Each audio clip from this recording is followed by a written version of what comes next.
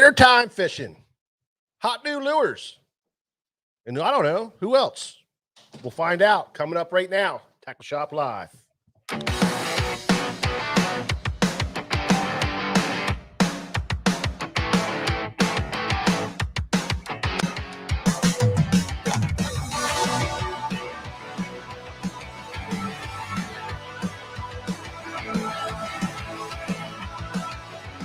Howdy, howdy, howdy.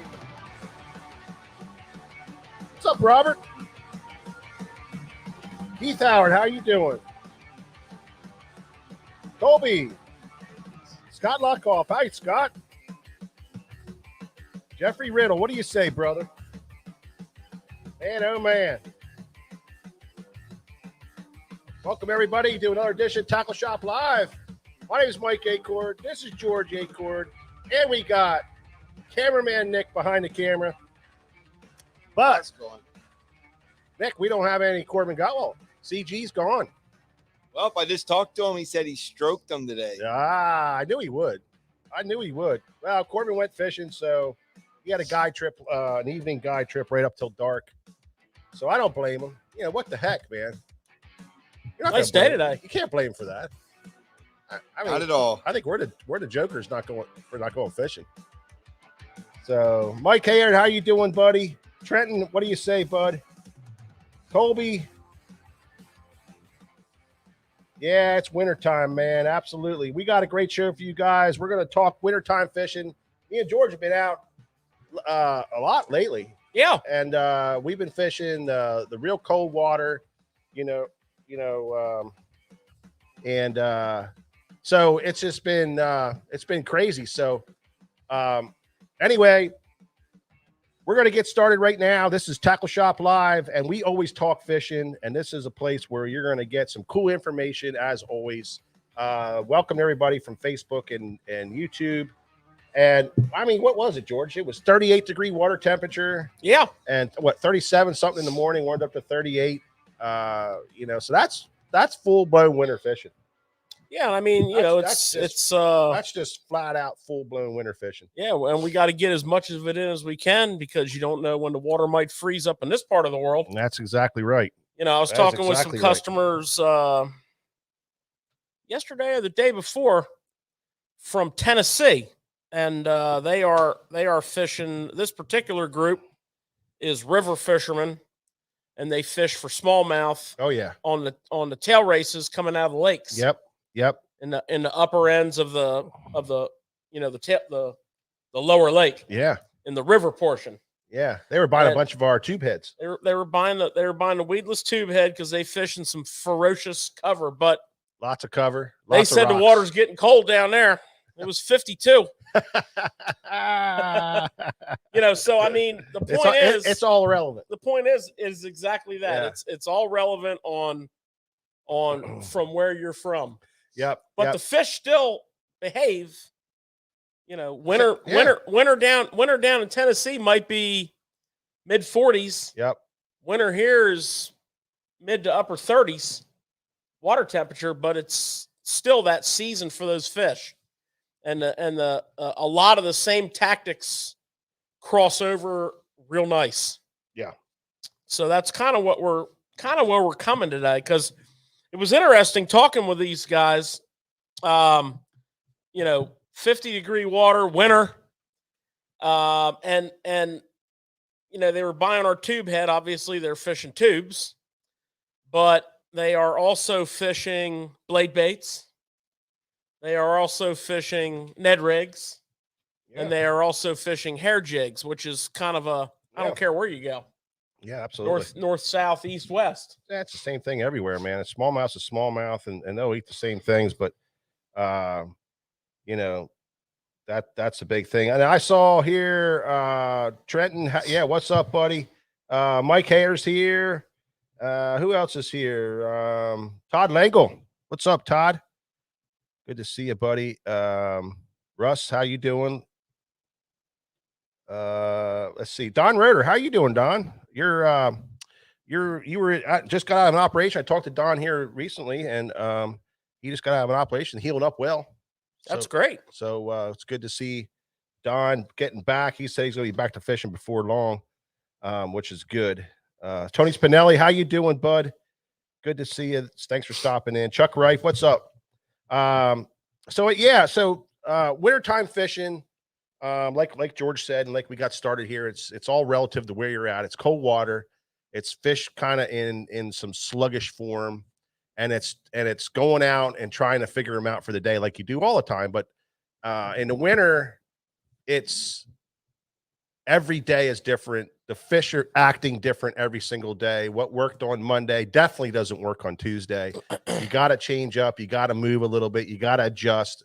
And a lot of it is just knowing your fish and seeing your fish. And I noticed for us, we're using our graph a lot, you know, we're able to see whether the fish are up off the bottom or not. If they're real close to the bottom, you don't see a lot of fish, and they're real close to the bottom, you definitely got to do some different things to catch them. Whereas if you see them up a little bit, you know, they're a little bit more aggressive, and some of the other techniques, some of the jerkbait techniques and some of the rattle trap techniques that we do work a little better. But when they're sucked to the bottom, you know, you have to adjust and you have to slow down. And that's what we see these last several trips out, is the fish acting different every day. You know, half degree difference in temperature, water clarity, a little bit different, right?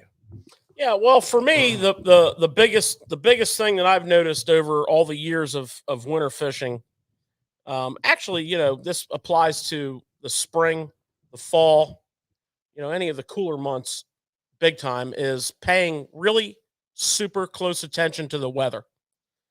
And I've said it a million times.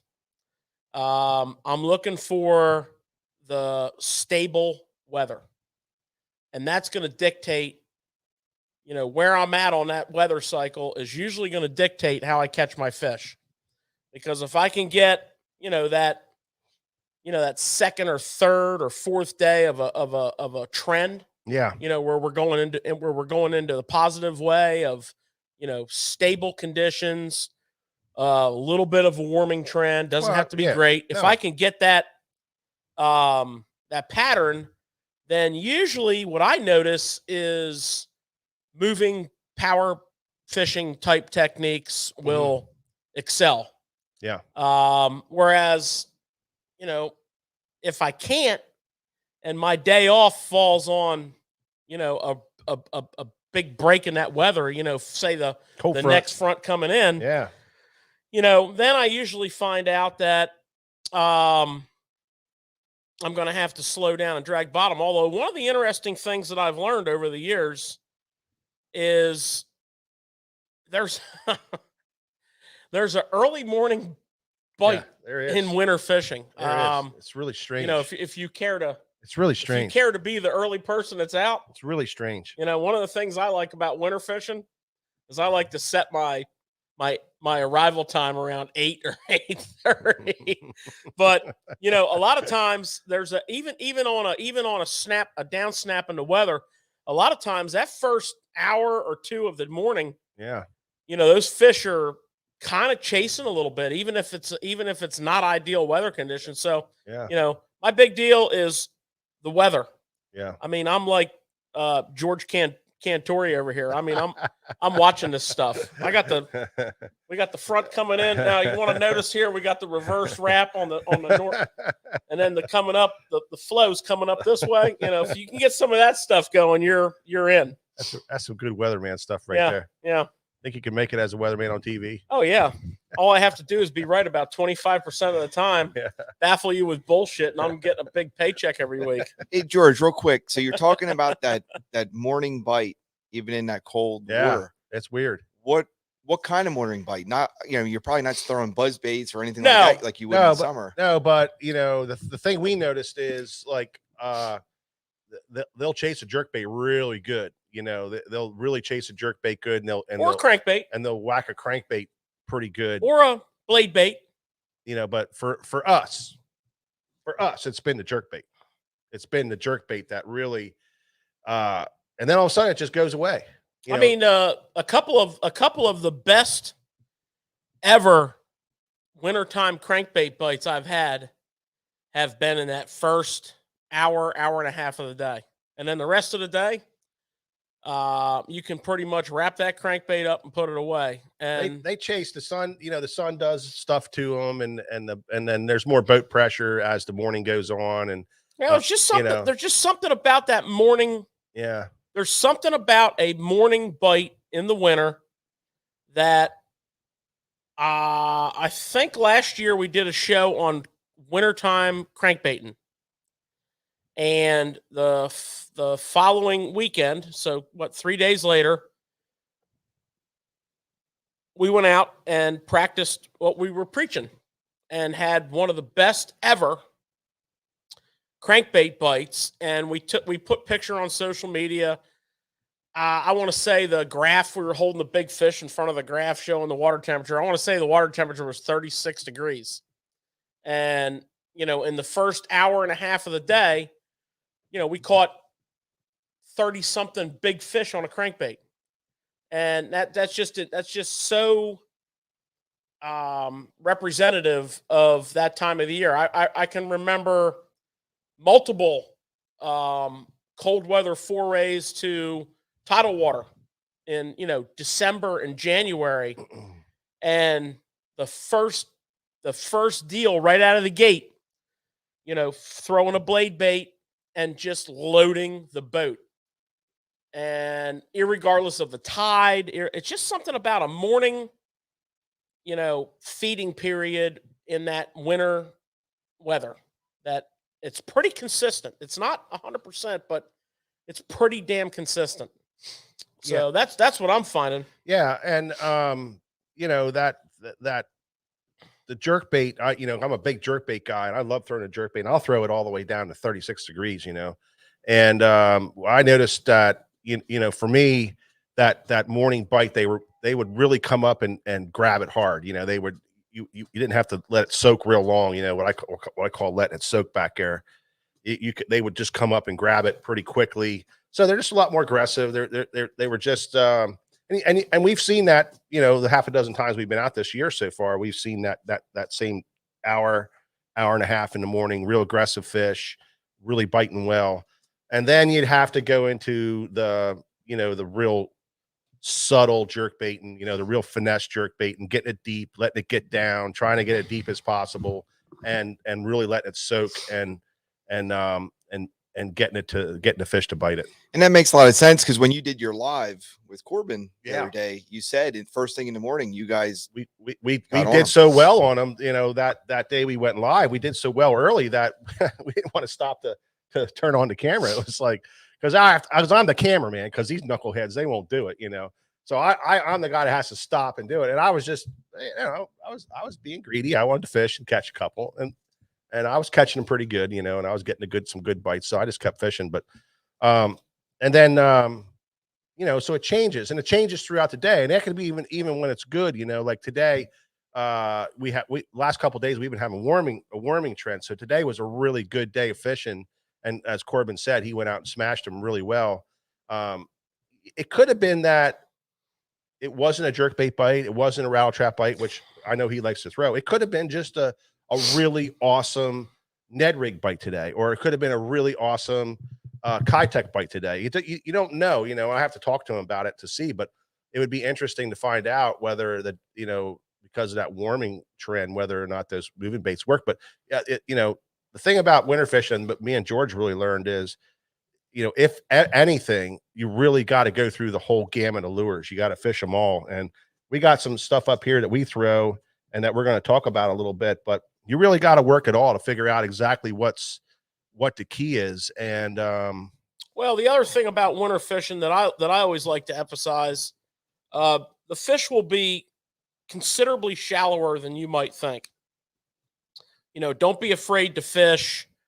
If you're a tidal water fisherman, for example, don't be afraid to fish that under 6 foot of water, under 5 foot of water range. Those fish on good warming conditions and good stable weather will definitely move up shallow to feed.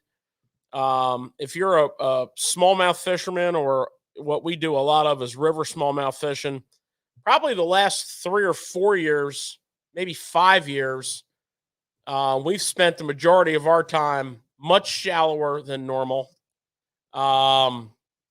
doing really well. I mean, catching a lot of fish in 3, 4, 5 foot of water. So, fish stay a lot shallower than you might think everywhere.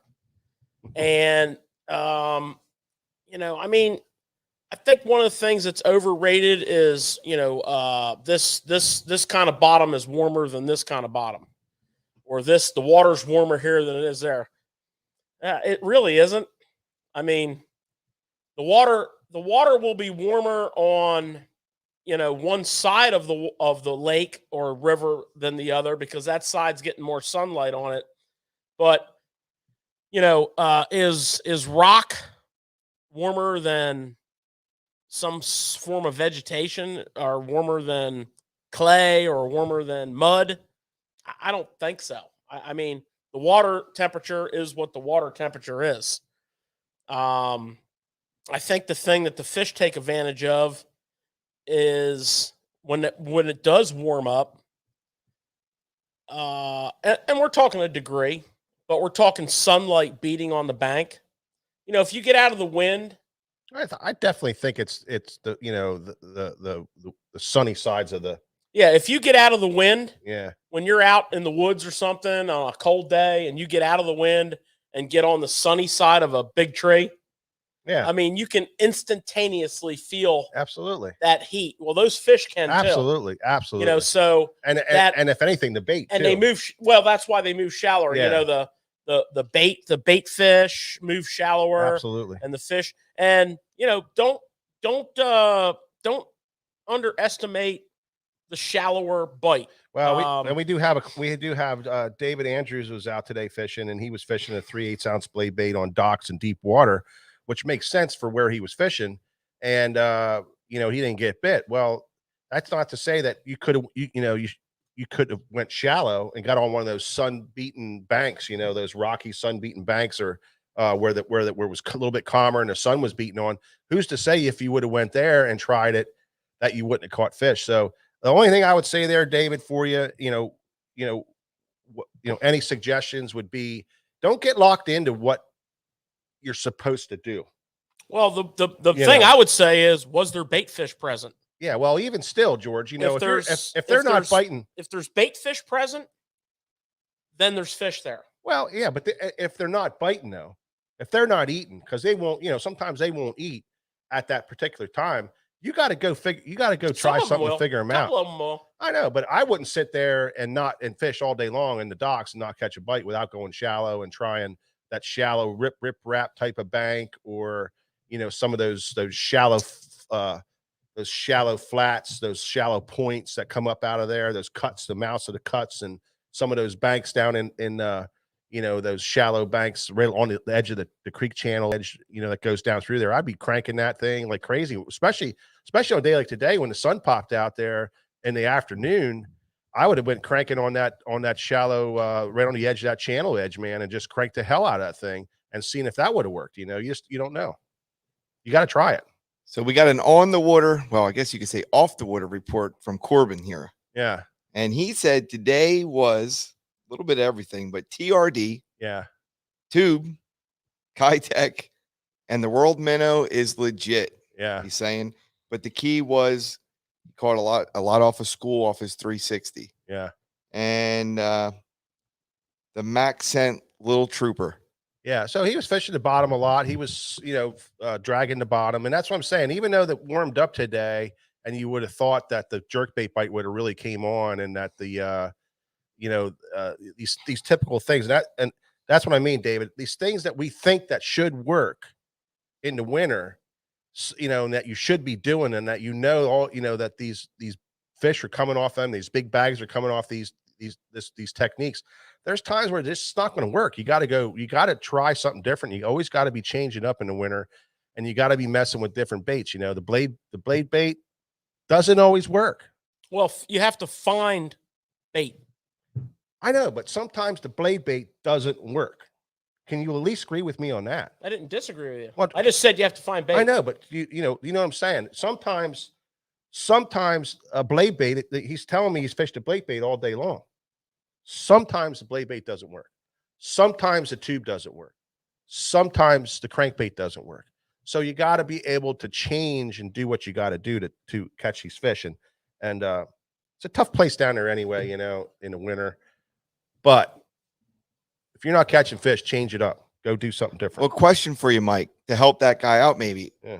If something isn't working, and George, if something isn't working like that guy's throwing that blade bait all day, are you more apt to change the lure or the spot first? Well, I mean, I know what George's going to say. If bait's there, the fish are there. They're going to bite, you know. So I'm going to change my lure. So obviously, that's what he's probably going to say. Is well, if the bait's there, if the bait's not there, the first thing I would do is fire up the old side imaging and start idling. And we do a hell of a lot of that because somewhere there's a whole lot of bait, and when you find that, you found the fish. I think when we fish our local waters. Like, you know, a lot of us don't travel. A lot of people have their local favorite bodies of water that they go to. And, you know, you have your routine. You have your system. You have your formula. Well, some days it doesn't work. So make sure the bait's there in the winter. I mean, for sure, make sure the bait's there. And sometimes you might have to idle around for a while. But you can idle around for a half an hour, or you can fish for a whole day, and not catch anything. You can idle around for a half hour and then find bait, and then all of a sudden it's going to start coming together for you. Yeah, and that's a big thing. We do spend a lot of time just going around looking for bait fish and really scanning our waters, even though we know our waters really well. You can pull up on your favorite spot in the whole world and we're just not catching them. You know, we instantly sit down and we put the side scan on, like George says, and we start going around. And so that's a big thing, finding the bait, finding the, you know, and there could be like docks that regularly have bait on it and regularly have fish on it, you know, Monday through Friday. And then Saturday, the wind changes and something changes up and it blows it off of your dock or your spot. And you have to go looking for it again. Right, George?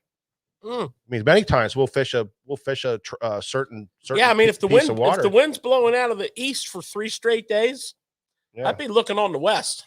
Yep, that's where I'm going to start. You know, because it will move. One thing I noticed though, in all the years that I've been cold water fishing, and I love cold water fishing. It's just something I really, really enjoy doing. Me and George do it a lot because we it's our slow time of the year, so we get to go out and fish a lot. We always fish all the way up to the lures bounce. But one thing I definitely noticed is the speed of your retrieve and your bait for each day will be different. You know, you'll have to slow it down, and you'll have to even go from hops to drags to small little shakes to, you know, all different ways to make your bait, you know, palatable for the fish, you know. And some days they want it where you can actually pop it off the bottom. Other days you just got to drag it super slow. Other days you just shake it while it's kind of coming through. That you just shake it just so it's quivering. So there's a lot of different retrieves that you can use to trigger these fish to bite, and it always is constantly changing because I think the fish are constantly, and even during the day it'll change, but those fish get aggressive at different times during the day. And they eat at different times during the day, which brings me to my second point, which is, you know, you got to wait out some of these fish. If you know these fish are there and there's bait fish there, you got to wait out the bite, you know, which means you might get a 20-minute window of bite and then a 40-minute of nothing, and then a 20-minute window of feeding fish. So that happens throughout the day. Everywhere you go. And so, you know, so when it's really cold, the feeding frenzy may be only 10 or 15 minutes, but you got to be where the fish are at those 10 or 15 minutes. And so you may have to spend 2-3 hours in an area to get that bite, but that bite's going to be 5-6 aggressive fish right away. It's just funny how it works. And then you'll go and be enough to make your day. Yeah. And then you go and you just sit there and you're dragging, you see the fish on your graph, everything's still right.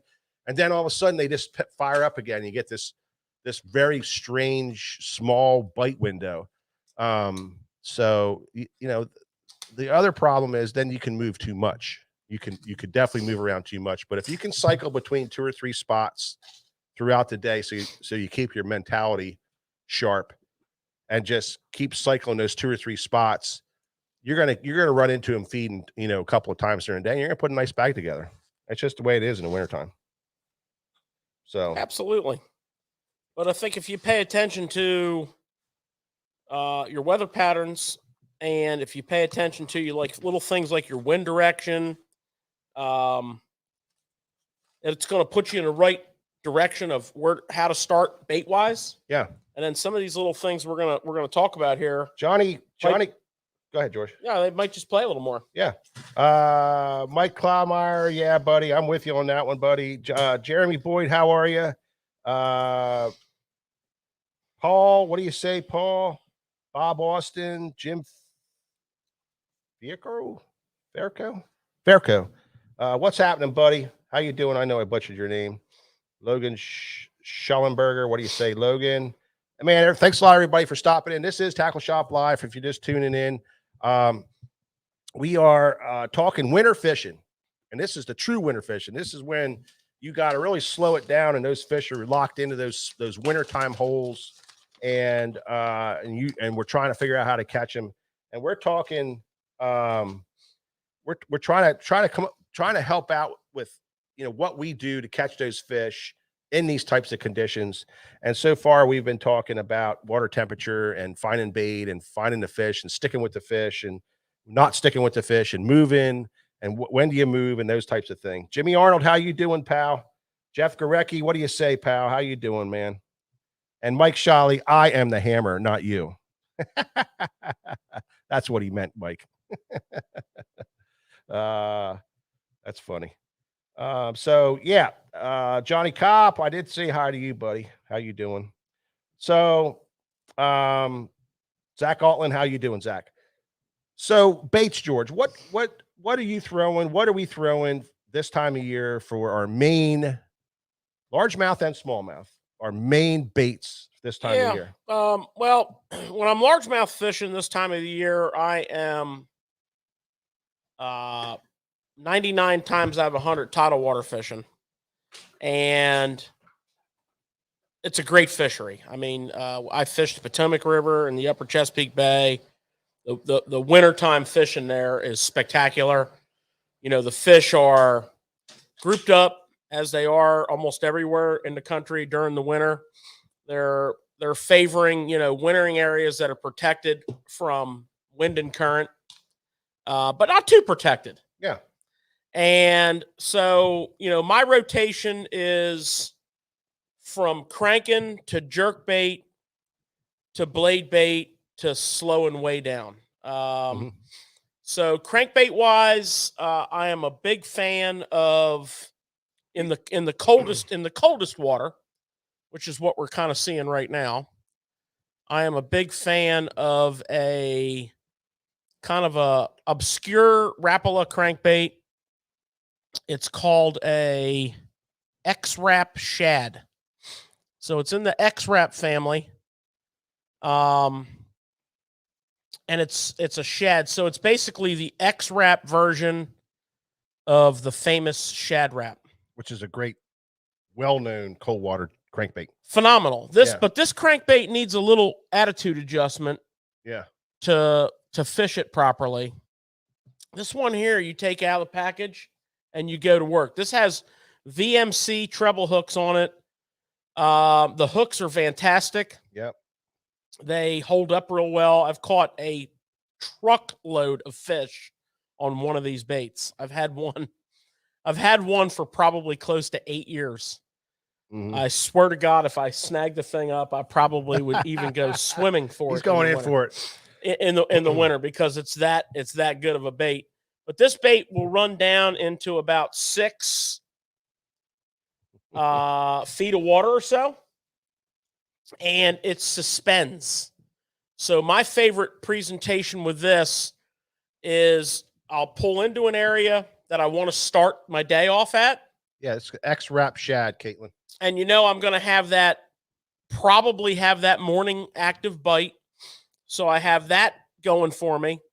And I will start throwing this bait and just kind of working my way through the area where I want to start. It might be a marina. It might be a dead end canal. It might be a barge pit or a gravel pit off the river. Or it might just be a protected deeper hole in the river. And I'll work this crankbait around, just kind of scouting the area out, seeing how it's looking. Very, very good bait. My favorite presentation with this is crank it down, hit a rock or hit a log or hit a bridge pier, pause it because it suspends, and then give it a little bit of a jerkbait retrieve. Yep. And then wind it. Usually by that time the work is over. It's game on. If they want it, they already got it. It's game on. Yep. So the crankbait that was derived from is the Shad Wrap. Now this comes in several sizes: a 5, a 7, an 8, and a 9. I'm just going to narrow it down for you. Forget about the 8. Forget about the 9. In my world, forget about the 5. So I'm fishing the 7. And I basically fish 2 colors. I basically fish a crawl color and a shad color. But what you got to do to a Shad Wrap is you have to put some weight on it. It needs a little bit of weight. So a couple ways you can do that. One is you can upsize the hook. Now, normally I'll upsize just the front hook. I'll go one size bigger on just the front hook. But you can also put a suspend dot under the chin. Your balance point on your crankbait is between the front hook hanger and the base of the lip.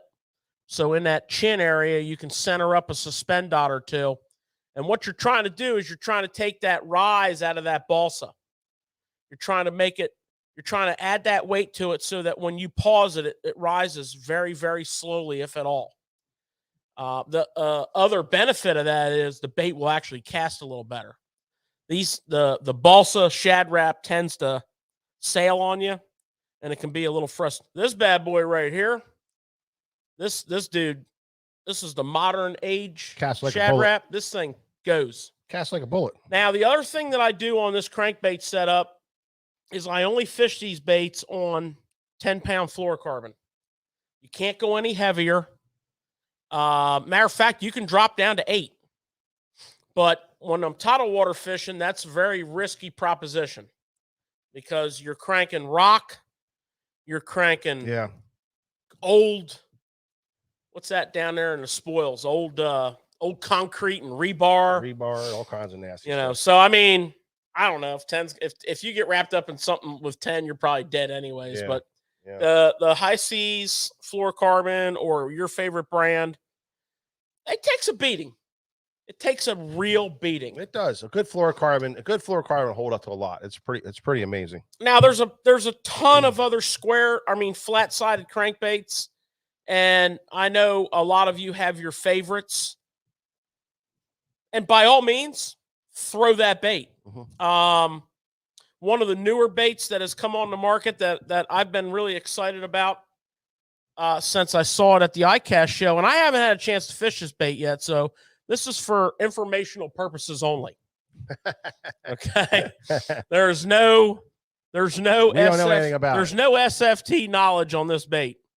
We took one and we lost it. We couldn't throw it. Yeah, we literally lost the first one that we got. It's lost in a truck somewhere. Now this weekend, we're probably going to run this bad boy through its paces, because we're going to switch things up a little bit this weekend and do some greenie fishing. But this is the Strike King Chick Magnet. So I just wanted to make you aware of that bait. It's a perfectly flat-sided bait. And we will give you the complete rundown on it, Mike. The lowdown. After we the skinny go out there. The skinny on the Chick Magnet. The hooks are sharp as freaking, sharp. Comes in a bunch of colors. It's a circuit board lip, but it seems a lot thicker than most circuit board lips. It's pretty thin. I mean, Yeah, it's I strong. think- This is this color here I really like for this kind of time of the year. It's called I think it's called green gizzard shad. Yeah. So that any flat side that you like, but some are maybe better than others. Well, I'll tell you, that X Wrap, Possibly. that whole X Wrap family, is different than the Husky Jerks and the Well, I'm just telling you the right most, now, this but crankbait that right here, crankbait, that crankbait right there, I've seen it in action. this crankbait right here, and this color is called hot steel. Yeah. That's the only freaking color that you need. They do make a yellow perch Well, that has that no only orange. works. That works in that stain water. Or I'm sorry, I mean, they make a perch. that's why I brought that other one up here, because we caught him on that one already too. They make a perch, but it has no orange on it, but it has the bars on the side of it. Yeah. So that's kind of how I'm starting my day, Mike. George, quick question you on got? that one. Somebody's asking, are you using that on a spinning rod? I throw them on a casting rod. Yeah, I throw those baits on. There's a couple rods I fish. The rod I've been favoring for the last couple of years is a St. Croix Legend Glass 7.2 medium moderate. I've been favoring that rod the last couple of years. That's been a really good one. We fish some of the old graphite crankbait rods too. Yeah, the 843 CBR from G. Loomis throws this bait and fishes it real nice. Actually, to be honest with you, the 845 does a really good job. Yeah. The 845 CBR. I never was a big fan of the 843 CBR, even though an open water bait, even though I open water crankbait rod. Even though I think the 843 CBR is like their all-time greatest selling crankbait rod. It was just a little too spongy for me. The 845's got a little more balls to it, and I just like. I think those guys that fish those clay banks and those shale banks, with the flat side and square bills. I think that 843 is a better rod. Loads up nice. You can really get a great accurate cast, but it really loads up nice. You don't lose fish with that thing. That thing really loads up well. The next thing you better have tied on is a blade bait. I'm not a real big fan of hot steel, Matt Green. I am not a big fan of hot steel. I've had some bad days with hot steel. I got my butt whooped on hot steel many times, and something about hot steel and me, I could probably count on literally can count on one hand how many fish I caught on hot steel. And I know guys have caught thousands of fish. I know George on that crankbait right there has caught thousands of fish on it. I don't know about thousands. But I'll bet you I caught 500 on the one crankbait that I have. Whatever. Whatever. And I got it. And he would have said, "Oh, it was thousands." I got it used from a guy that I watched catch about 60 on it. Well, we're getting close to 1,000 then. Because he was on the back deck of my boat when he did it. So anyways, the next thing that I think, Mike, that you got to go to is a blade bait. Yeah. I think you got to go to the blade bait. Yeah, we got to embrace the blade bait. We talk about the blade bait a lot on this show. We've done whole shows on the blade. We're not going to talk about how to fish the blade bait. We're not going to talk about blade bait gear. All we're going to do is say, you better have a blade. I don't care whose it is. You can go fancy. You can go bougie. You can go bougie. With the jackals and the mega basses, which are beautiful blade baits. You can go plain Jane with the old silver buddy, which kind of is where I like to go. You need silver and gold. If they don't eat silver, throw gold. If they don't eat gold, they're not eating blade baits. Yep. But no, seriously, the blade bait, you need to embrace it. You need to get on it. And you can go back in the archives. We did about a year ago. We did one hell of a blade bait show. Yeah. You can go back in the archives, and we've touched on it many times over to see what it's all about. But it's something worth saying because it's a wintertime gig. So and it's something you got to do it, Mike. Yeah, you got to do it. I know you're not you haven't really embraced the dark side. Well, the problem with it is that for most people, I'm going to say this: most people don't have the patience for the silver buddy blade bait combination, whatever you want to call it. Most people don't have. That's not the bait's problem. I know. I'm saying this. I'm not saying this. I said you got to throw the bait. I mean, I agree. You're not listening. I got you. But You're not listening. If people don't have the Well, let's patience talk reality. you know, Reality is if you that fish on Sundays, NFL's on Sundays too. the majority of us don't have the patience to stick with it. We can throw it. We know, we watch George and we watch how he does it, and he tells us how to do it, and we go out and do it. But we don't stick with it because you know what we're thinking about? The freaking bait that we catch fish on. Usually, you know, and that's the problem with fishing. That's the biggest problem with fishing, and it's emphasized more in the wintertime. Because if you don't stick with things a little longer than you normally would, you don't have success out there fishing. So that's the thing about it. And I'm that guy. I'm not afraid to admit it. I know you guys don't want to get deep into the blade bait, but George, drop a little knowledge. And there is different the sizes of them. 3/8, half ounce. Yeah. How do you pick your sizes?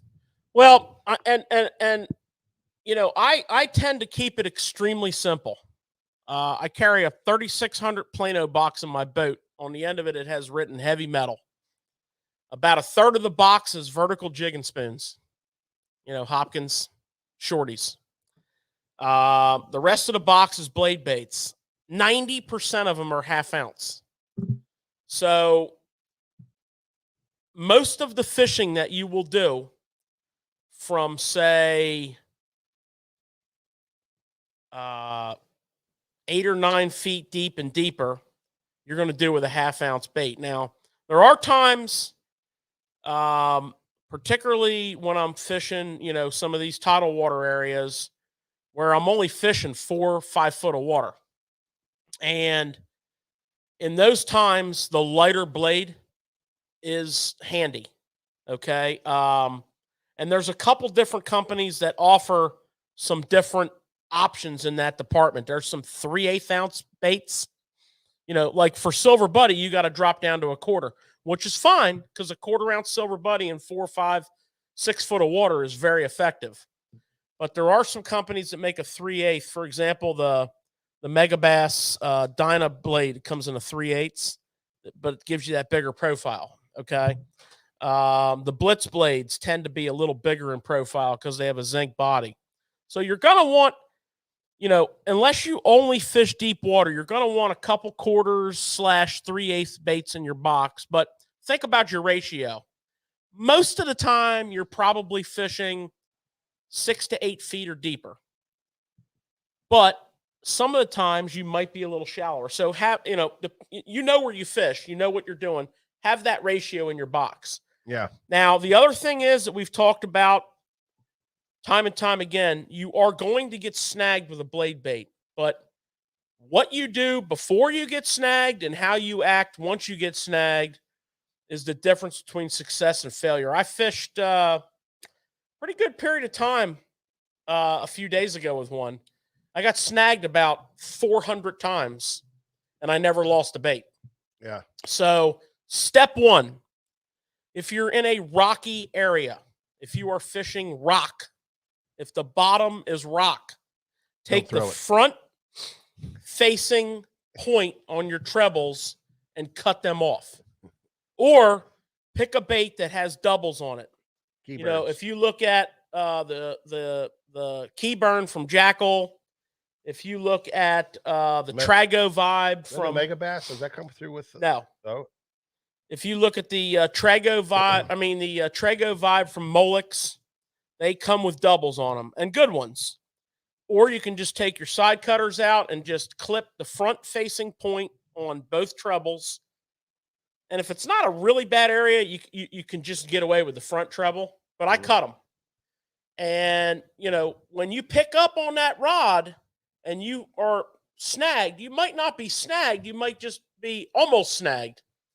And if you will master the, you know, I call it the boomerang technique. If you will master the pluck, right, you know, the snap and the pluck.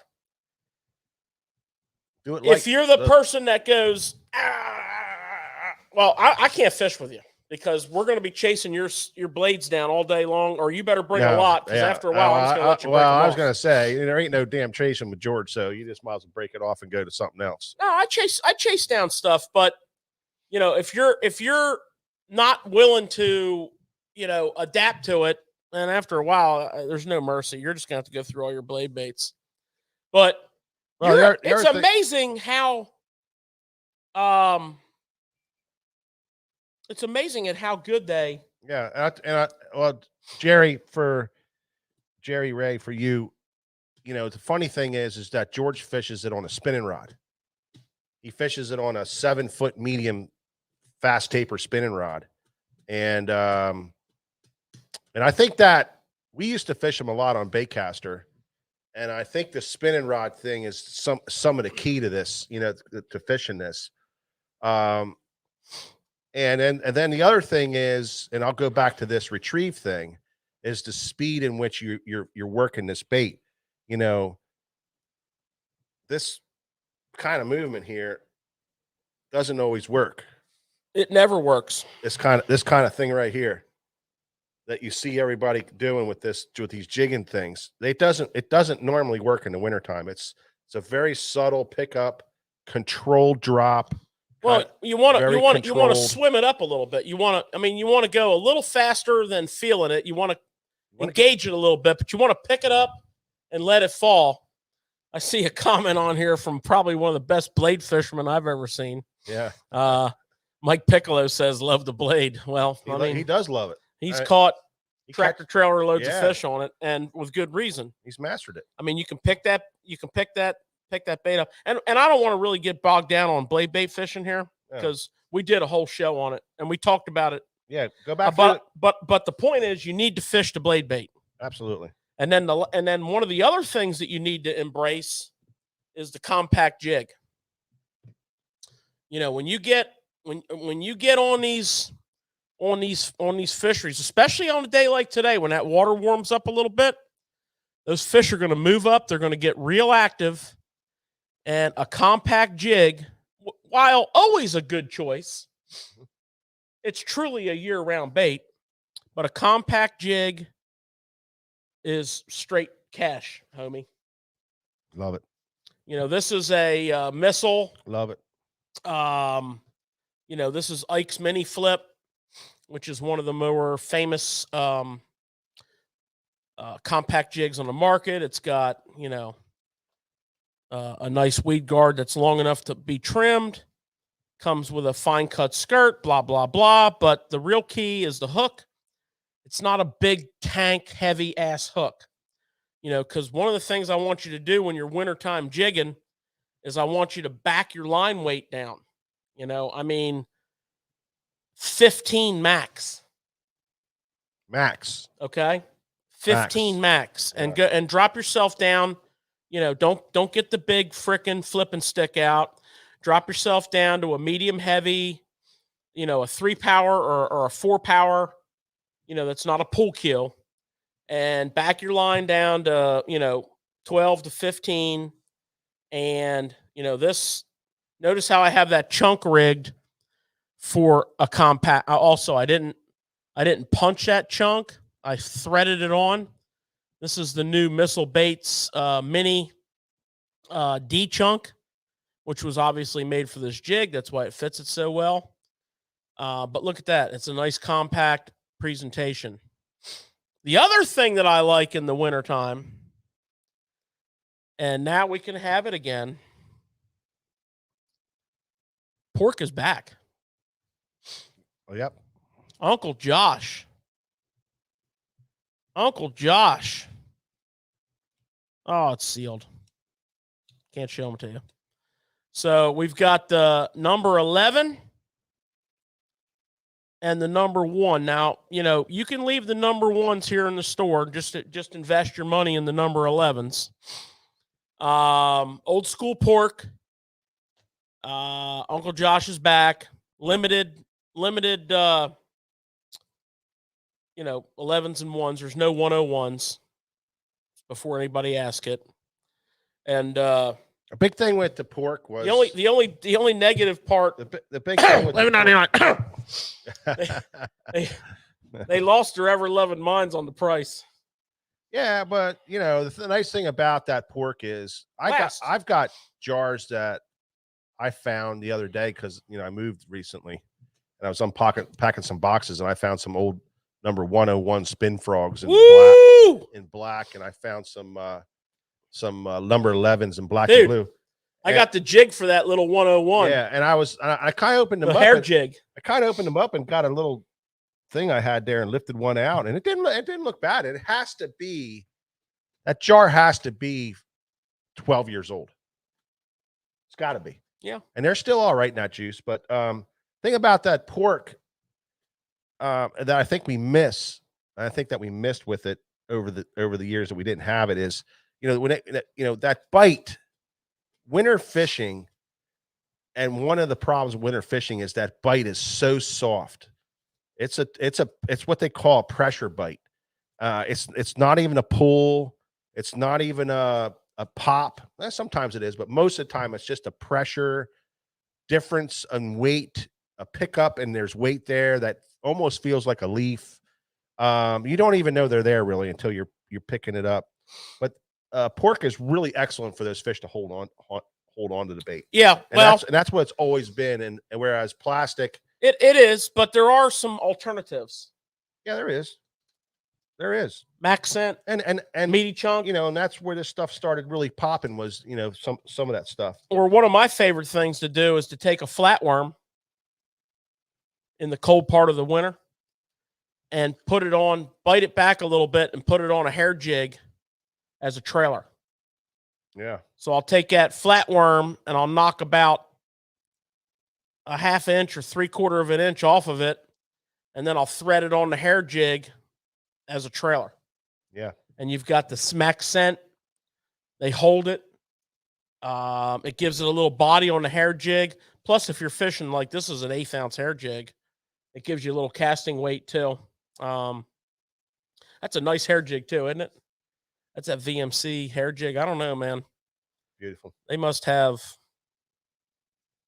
I don't know who they got tying these things, but they must have them chained to tables or something over there in Vietnam, because these things are right. I mean, they're tied right. So that's some of what I like to do for the greenheads in the winter. And I know you echo a lot of that because we fish together quite a bit. Yeah, I mean, the only other thing I would throw in there is some drop shot, and absolutely drop shot and shaky head.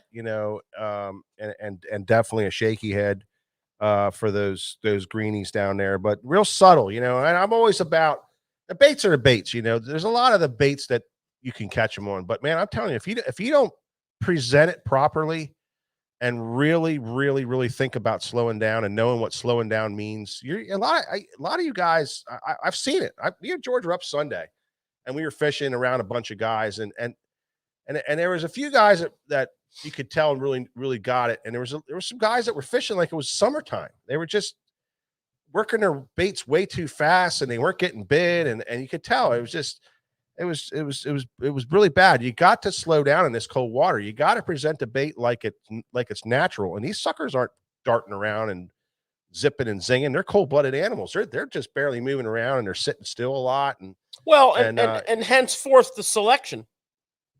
That compact jig, that hair jig. I mean, to your point about slowing down, how do we fish that hair jig? We paint rocks with that thing. We paint rocks with a lot of stuff. And, I fished a Kitech, for instance. I'm a big Kitech fan. I fished a 4-inch swing impact for largemouth and smallmouth. I think this is one of the greatest cold water baits that people look at and go, man, that's too big. It's too long. It is a long bait, but it's skinny, and it represents what's in the water, which is the bait fish size.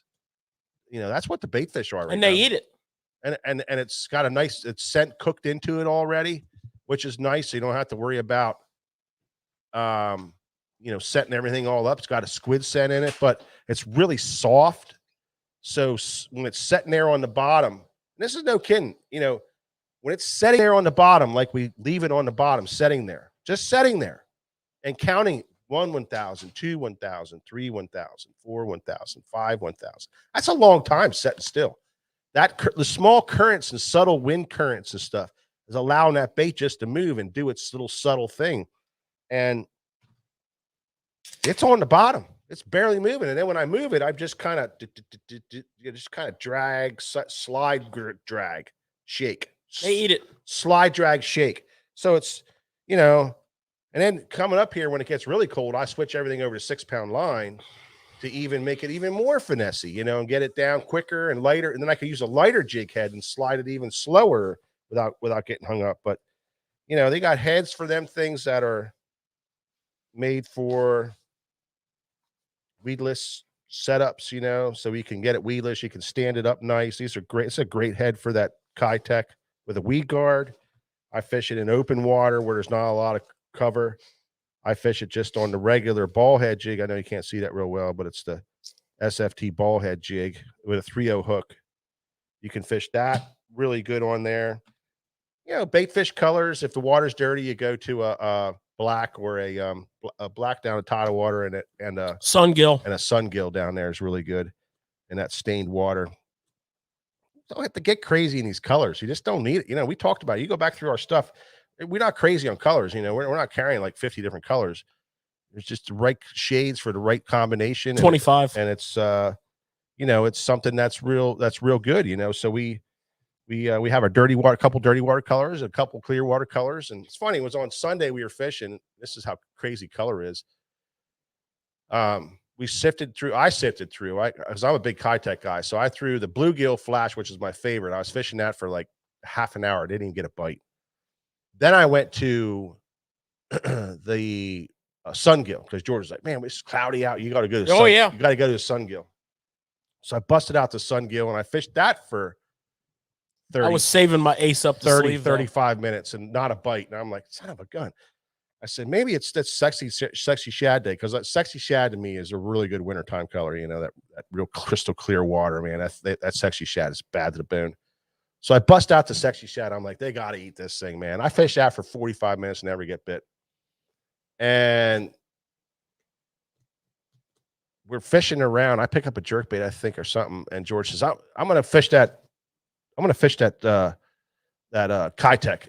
He said, I'm going to put that bluegill on. I'm like, no, I fished a bluegill for 45 minutes. He said, well, which ones didn't you fish? I said, I didn't fish that green shad yet.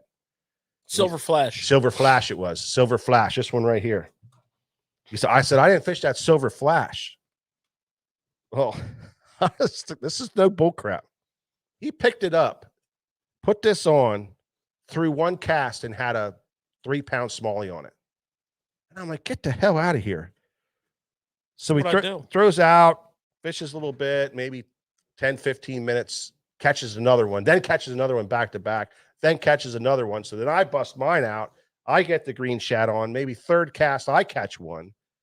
And then we caught maybe, I don't know, another half a dozen fish on that thing throughout the day. They did not want anything else. They wanted that straight up green one. It was the bait of choice for the day. It was unbelievable.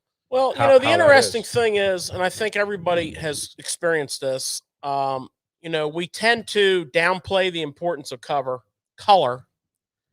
And I think what we mean to mean by that is we downplay the importance of color up until the point when you start catching fish.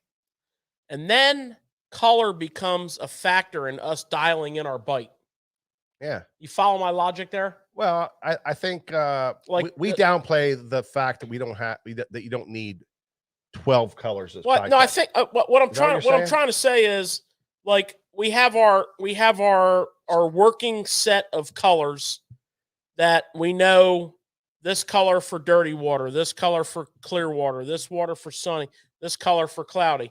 We have our working set of colors no matter where we go in the country. Yeah. We know when we go up north, for some reason, in the clear lakes up there, we got to have black. Yeah. We know, so we have our working set of colors. But where color comes into importance is once we start catching fish and we start developing a really reliable pattern. Now we can fine tune. And most of the time, maybe not, but like Mike just got done with a story from Sunday. I mean, that was the fine tune of the fine tune. That was. And the other thing, and that's when color seems to up its ante. And the other thing about that, guys ask us what weight we were throwing. We throw whatever weight we have to throw to present the bait in that slow moving, sliding across the bottom without hanging up all the time. Well, it's like I always tell people, you know, I have the pleasure of fishing with a ton of different people on my boat.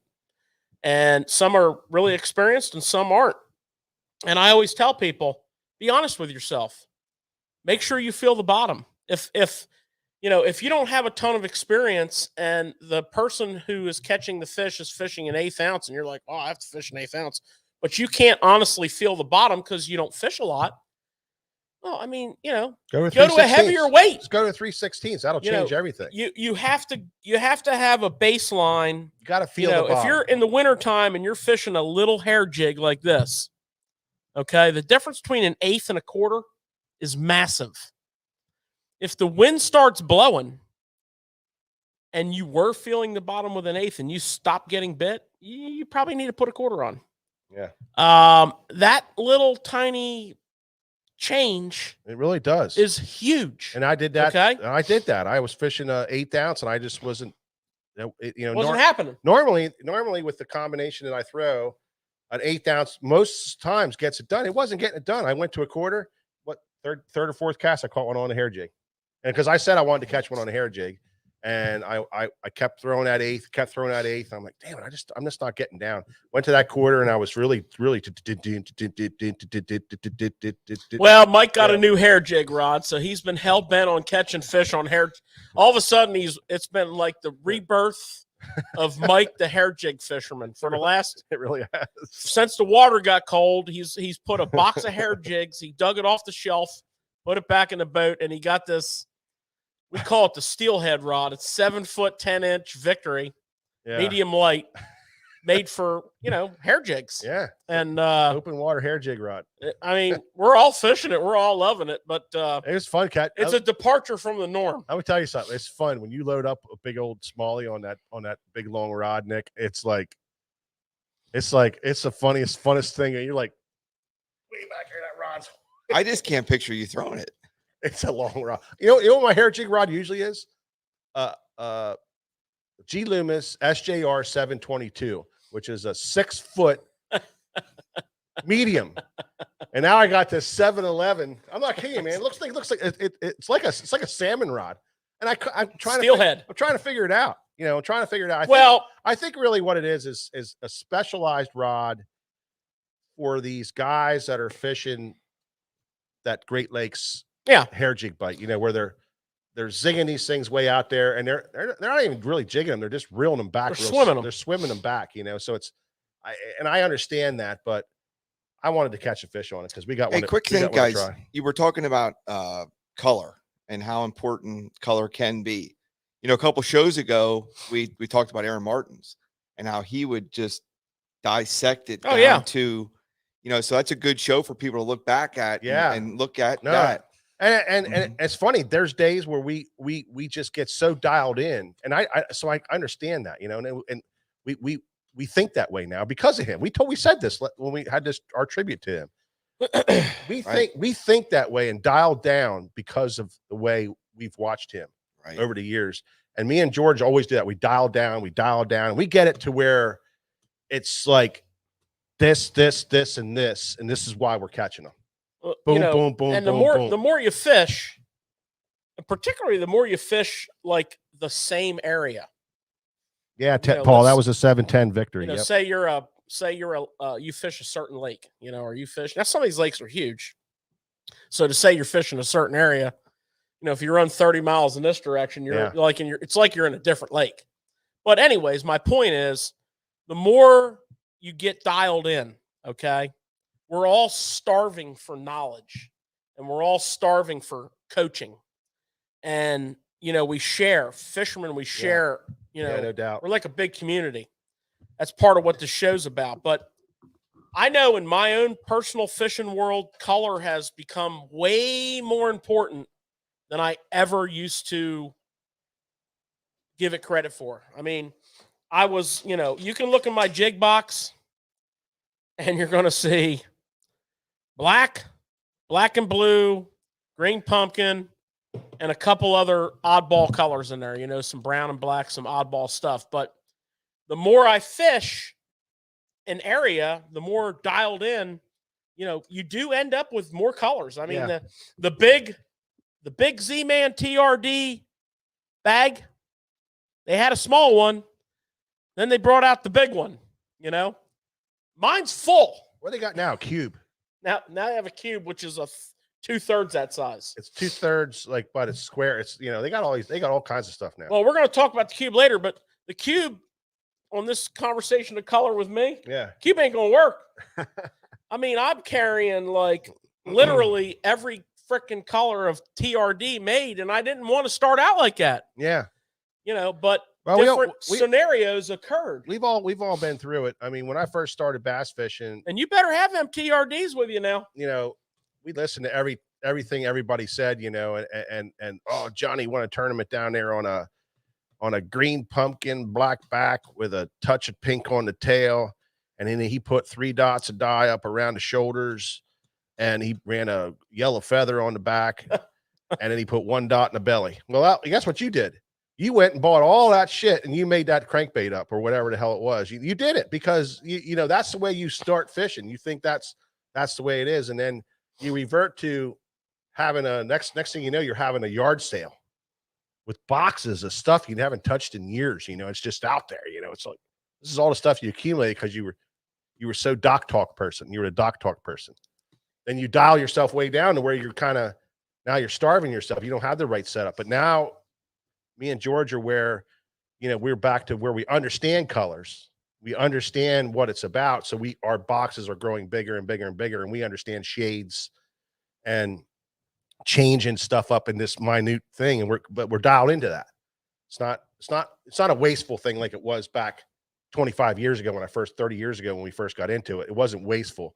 It's more, we understand why we bought those colors. And I know what you're kind of saying. Yeah. Well, I mean, you know, we used to underestimate color. We used to downplay color.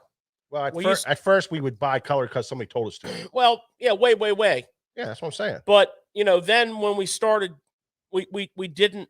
And we downplayed it. We had a set of confidence colors for different conditions. Yeah. And now we're into tweaking and dialing. Well, once you get that pattern dialed in, or once you get into you know, maybe you have a year where the water's real dirty in your world, you know, because it like a couple of years ago where we're just rained every weekend. You know, there's a whole set of colors that you're getting into there. So I think color is very, very important. And I'll tell you, here's a prime example. So this came up about a year ago from Z-Man when they made their jackhammer and fire crawl.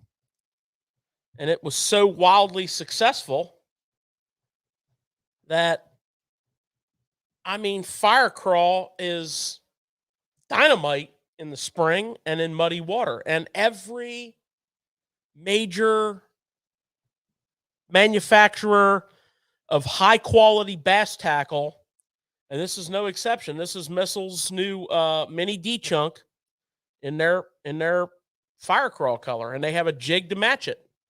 And everybody else out there does. That thing should be here like shortly. This chunk? Yeah. Oh yeah, it's on the way. I got a big giant bill from them. It's on the way today. Yeah, it's a tad bit of a large order. I got a big bill, and and we're gonna have a little meeting about this tomorrow morning. We're gonna talk about this next week's show. But you know, getting back on this on winter, you know, the reason color plays in winter is, generally speaking, your water is extremely clear.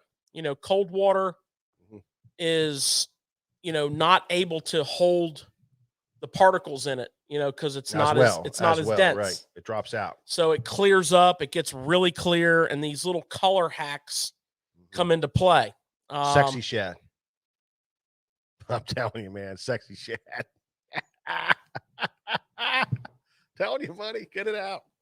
Got to throw it. Do you agree, George? With what? Sexy Shad. In what? The Kitech. Oh yeah. I'm telling you. Yeah. Yeah, you give me a little bit of cloud color. It doesn't always work. But when you get those right situation, I'm telling you right now. You get a little cloud cover, you get a little dinge on the water. It's crazy. It's killer. Also, got to be clear water though. Got to be clear. Yeah. So the other thing is, for this cold weather period, I can't overestimate enough line size. I wanted to go there so bad. Line size. So guys, line is so important. Here's what we're talking about. So, let's go back to this hair jig. Let's go back to the TRD. Okay, let's talk about the TRD. We didn't even say anything about the TRD. So let's say we're fishing a TRD. Great cold water bait. A lot of people would normally fish that on 8-pound test. A lot of people would normally fish their hair jig on 8-pound test. I'm going to tell you right now, in the cold 30, around here, cold is in the 30s. Okay. Yeah. Around here, like our water's in the 30s right now. Our water's like 37, 38. Yep. Some of the bigger bodies of water, I'm sure the upper Chesapeake Bay and the Potomac River is a little warmer. I think they were at like 40. Yeah. But that's cold. That's cold. It's cold. You'll be amazed at what dropping back, particularly in clear water, what dropping back to 6-pound line will do for you in the winter. The level of bites will go up through the ceiling, through the roof. Gotta be careful with it. And look at your favorite brand of line. Look at a couple competitors' brand of line. Look at the diameter. Okay, so there's some 6-pound lines that are thicker than others.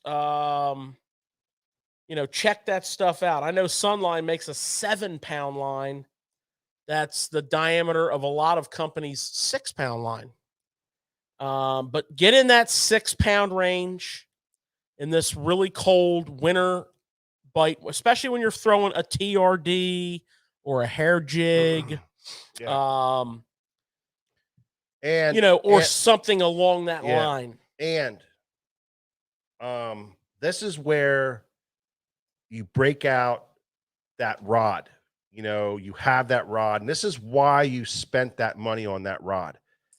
This is, listen, there are so many great rods out there. 99, 129, 149, 159, that are going to be great for you. They're going to work well. But if you want that, Excalibur, that Excalibur rod, this is what you need it for. You need it for this wintertime fishing, and you go out and you spend as much money as you possibly can on it. And it will make a difference. I tell guys that, this is where that rod makes a difference, because these bites are so weird. They're so strange. You know what I'm saying? Yeah. I mean, had an interesting conversation with a gentleman in the shop here today who was, shopping for a spinning rod and has been having a tough time, with his current rod and what he's been doing. And I said, that's, the type of fishing you do, the Nico rigging, the wacky rigging, the dragging the bottom finesse.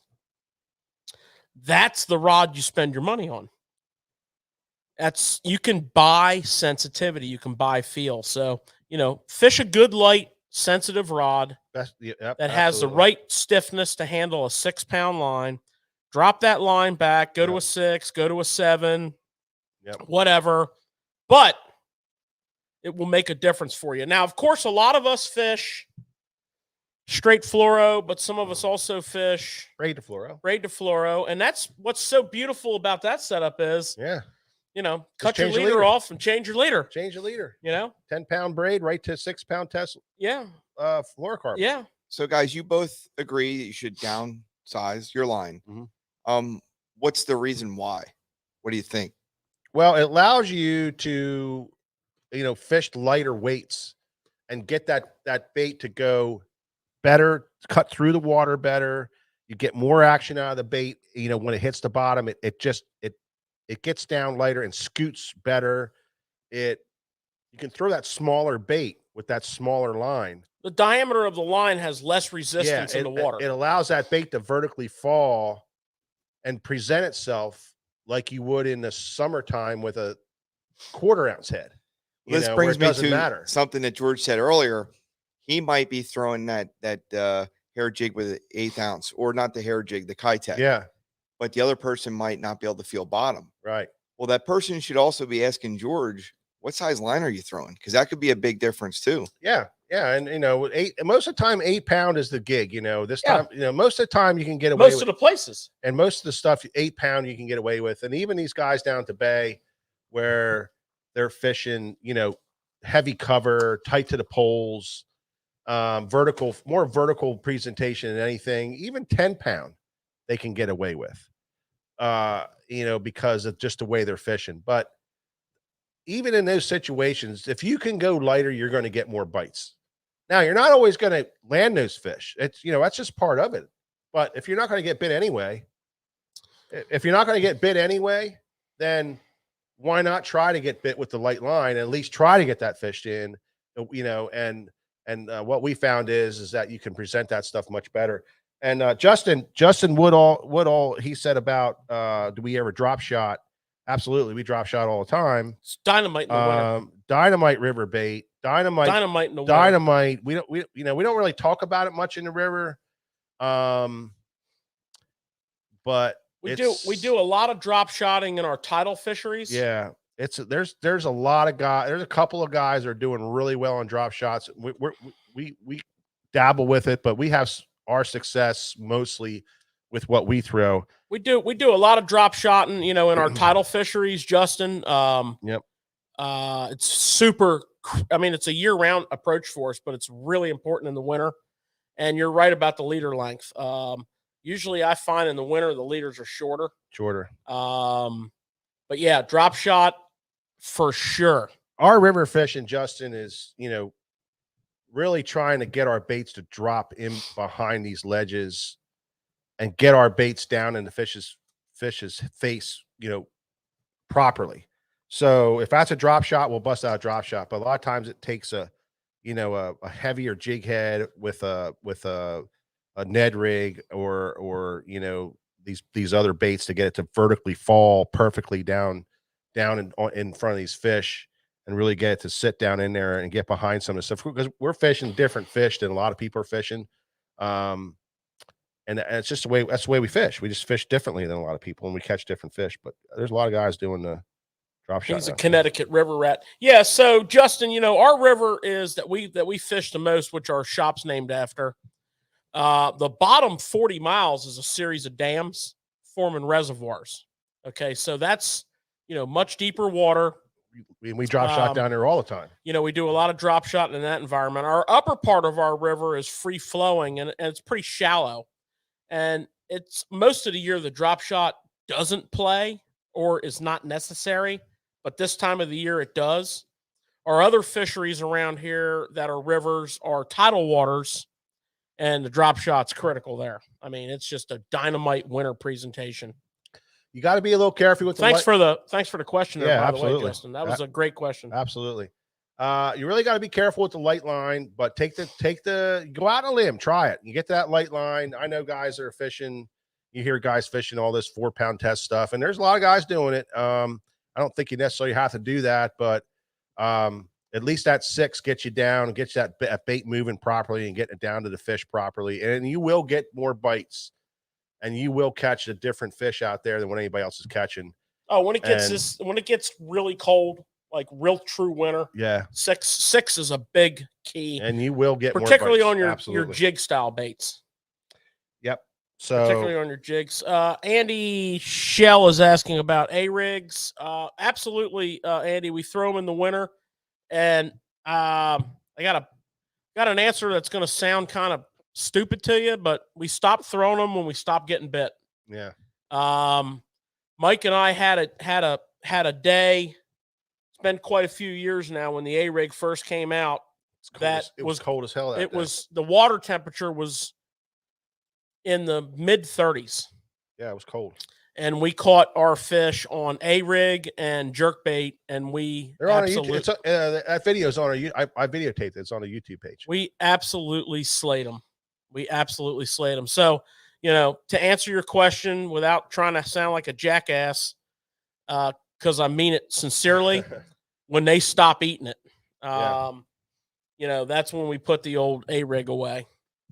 And I have a feeling that, with this weather pattern that we have right now of 3-4 days in a row, I have a feeling that in the Northeast here, that The old Alabama rigs are gonna tomorrow start and firing back up Saturday again. and Sunday, the A-rig guys all over the place Yeah. on our local lakes. They're going to start popping and clicking. All over our whole region. The whole region is under this weather right now. So it's not just our little micro part of the world that we're talking about. So yeah, keep that A-rig in the boat and keep it handy. Yep. We didn't say much about the Ned rig, the TRD Ned rig that we throw. We do throw that considerably this time of year. Mandatory. Absolutely mandatory.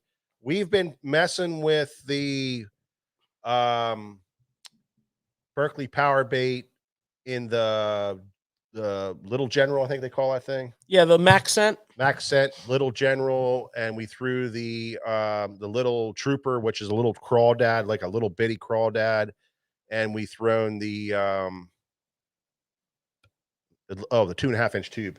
Yeah, and they're all catching fish. And but guess what?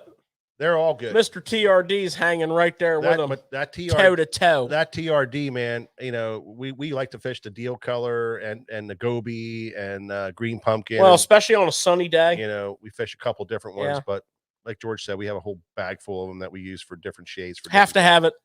And and you know what? On your tidal water and your lakes, guys, do not, you largemouth guys out there, absolutely do not overlook the TRD. Do not overlook the TRD from now until the spawn.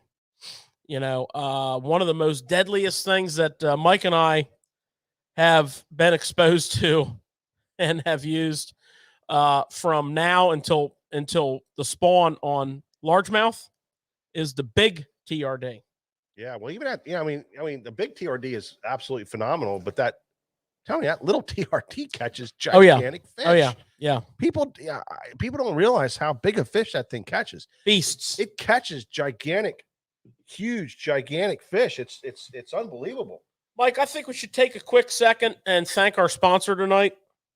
Our sales rep, whose name shall not be mentioned, for a awesome line of clothing that rhymes with hymns. We don't want to get anybody in trouble. Sponsored this evening. He was in for a sales visit recently and came in and said, for your next Tackle Shop Live, I'd like to supply the 5 stars. So nameless, faceless rep from a clothing company that rhymes with hymns. Thank you so much.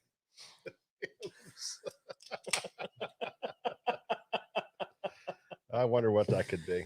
I don't know. Well, did you see my new Rogue vest I was rocking earlier? Yeah. That was from the same clothing company. Yeah, that's nice. Yeah. Quite like it. So I think we kind of covered it. The wintertime gig. How long does winter last? It will last as long as your lures don't bounce. So you can fish for smallmouth and largemouth on these bodies of water and catch these fish as long as the body of water that you fish isn't frozen. For us in the Northeast, you guys down south, you have it. You can fish all year long. You're lucky you can do that. Yeah. But the deal is there's something that happens, and when it does get into those 36, 35, 30, 34 here for us, then we really pay attention to the weather. Like George went there a little bit ago, and he said, when it's truly winter, when this is truly a stone cold lockdown, on the edge of freezing, ice on the boat ramp when you pull your trailer out of the water, just really nasty. You got to fish the right day. And this is where you pick the day to go.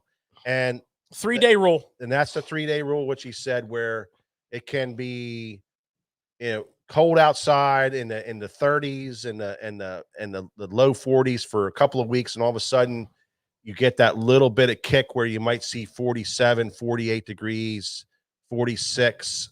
It warms up a little bit the first day. You get the kick on the second day. And on the third day, you're already at the river. You're going. You're going to be there on that third day, because what happens is it just softens that water temperature. Doesn't necessarily warm up a degree. Well, it just softens it up a little bit, and it stabilizes it. And it's not dropping, and it's not. But there's that sun beating on the water, and those fish can sense it. Just like George said, yeah. Get behind that tree. The wind's blowing like hell. You're freezing. You go behind a tree. Sun's beating on you. Yeah, you can feel That's it. why I'm never a good hunter. That I was glowing, out. that glowing ball of gases. Nick, I was works. sleeping. I was sleeping, bro. I suck at a hunter, because I get behind them trees and I get on that sunny side. I was gone. As soon as that sun hits you, you're done, huh? I don't even know how many buck ran past me. I really don't. George shot a deer right next to me one time. I was sound asleep. Sun was beating on me. I'm like, oh, Jesus loves me. Dropped him right in his track still. So when did you jump up? Like, what the heck just happened? Oh, yeah. I was like, and I start bitching him. I had it in my scope. He's like, you didn't have nothing in your scope. The only thing you had in your scope was dreaming of whatever you were dreaming about. That's what you were scoping. Well, and a couple other things about this. And just to remind everybody here, a couple things. So when you pull your boat out of the water, if you're the first person there, you don't have to worry about this. But if you're not the first person there, the ramp is now covered in ice if it's properly cold out.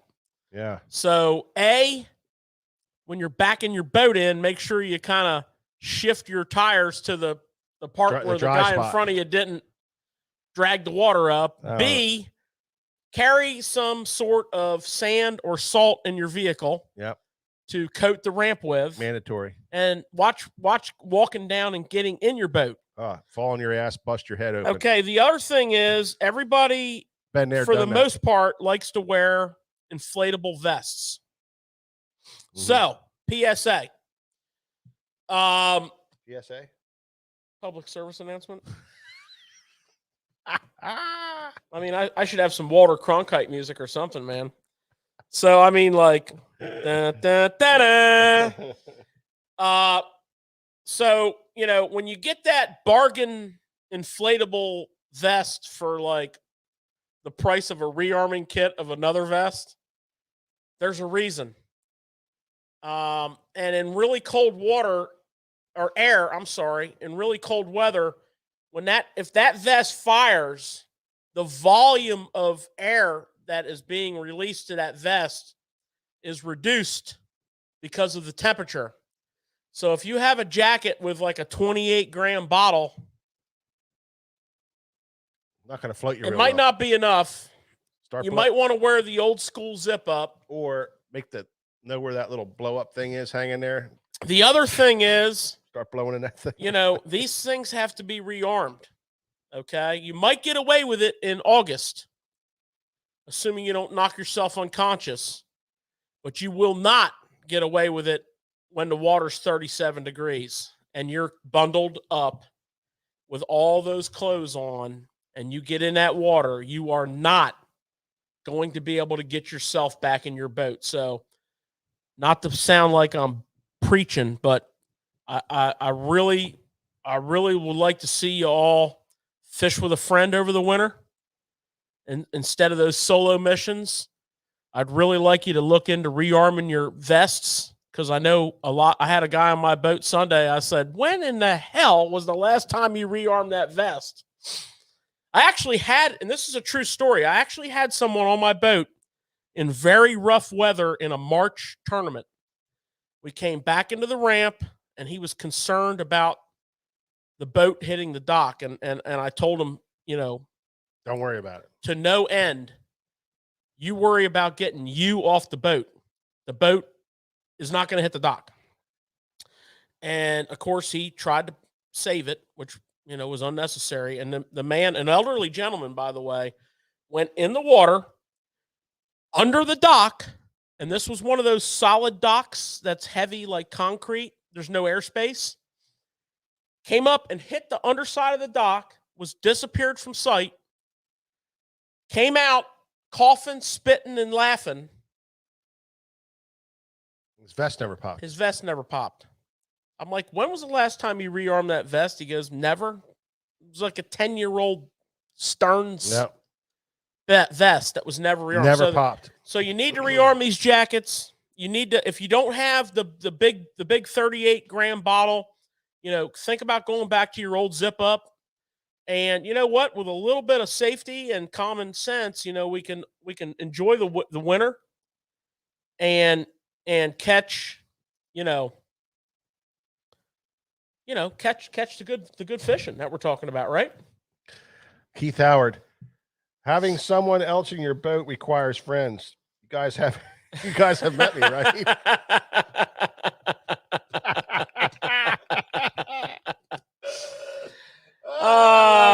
Yes. That is hysterical.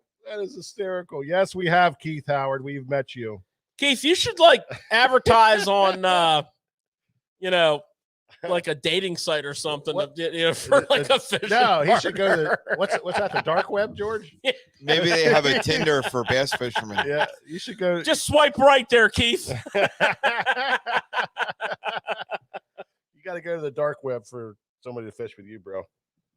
Aye. Wow. So, Mike, what else is going on? Anything else you want to touch on here before we move on to some other interesting topics? No, let's move on. All right. How about you snap it up a little bit here? Give me some love here. That's what I'm talking about.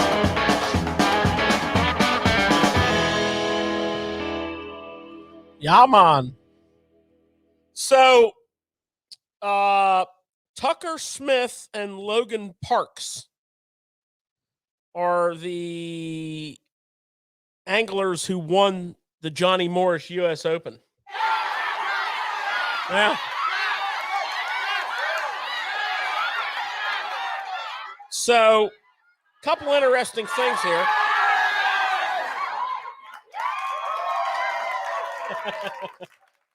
Yeah, that's worth it too, man. Couple interesting things here. They each won $500,000 and a Nitro Tundra combo. Each. College kids. Plus a frickin' trophy that looks like it would fill the bed of the Tundra. Yeah. And these are college anglers. They fish for, was it Auburn? Auburn. I was going to say Auburn. Yeah. War Eagles. Huh? War Eagles. War Eagles. How awesome is that, Is guys? Auburn? Yeah. Was it Auburn? Yeah. War Eagles. Yeah. We talked about this the other night. I didn't think it was Auburn. Okay. Is it Auburn War Eagles? Somebody fact check that for me. How awesome is that? How old do you think they are? Well, they're in college. They're college kids. And now they're what? Probably 19 years old. $500,000 each. Oh, well. And they're good. They're good fishermen. The Tucker. Well, I saw Tucker Smith was mentored by Aaron Martins. Yeah, and I saw that Randy Howe, who I think his boys fished with these guys. Yeah, he was in the top 10 too, or something like that. Yeah, and he Laker. He did a thing about, doesn't surprise me, these guys have been kicking our butts down here. Oh, these guys are for unbelievable. years. These two kids are like, they fish together like they're hammers. legit. They're hammers. This is the only tournament they ever won. So, yeah, they're ballers. They're hammers. They're man. ballers on the college circuit. Oh yeah, they are. And they ball out. And then they're hammers on the, they're beating up on Randy Howe down there, the poor guy. So Tucker Smith can't get a was local friends tournament with and was mentored by Aaron Martins, who Aaron Martins talked of him the same way that Joe Thomas from Steele's Reel in the Outdoors talked about Wheeler. Back when Wheeler was burning up the frickin' BFL circuit as a co-angler, Joe Thomas from Steele's Reel in the Outdoors program talked about him as being the greatest he's ever seen. And Aaron Martins talks about this Tucker Smith and mentored him. Now here we go. Forward-looking sonar. So what's Logan? Just the back. Logan Parks? No, they're a team. They're a team. But Tucker and Aaron were buddies. Oh, okay. And Aaron Martins mentored Tucker Smith. Okay, I see. Yeah. And here we go. Live forward-looking sonar and a Demiki rig. I don't get that. What were they? Were they suspended? I thought they were suspended. Suspended.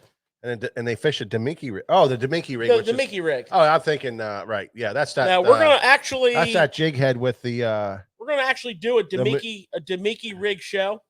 Yeah. In the very near future. Yeah. We're gonna because the Demiki rig. That's what the moon hits. You know, the Demiki rig is a very fancy name for a fluke on a jig head. I mean, I'm just gonna break it down for you.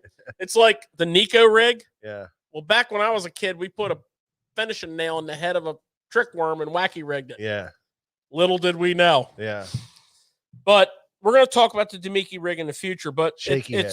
It was a slider. You know, rig. a jig head minnow style bait, or if you prefer, a Demiki rig, is like tailor made for forward seeking sonar. So there you go. Yeah, cool. 500,000 each. Okay, that tournament was a big deal. We broke it down in our last episode. Big deal. And you know, props to Johnny Morris. Johnny, for what he did for the kids, but we love you. For what he did for the kids and the veterans. Mm-hmm. He gave away like 11 boats. 11. Yeah. 10 to the kid in the kids tournament. First 10 spots, and then one in the Wounded Warriors one tournament. I'm just going to let you know right now, this year's SummerSlam, we're giving away 12 boats. Fully rigged bass boats with Toyotas. First 12 places all get one. Die cast.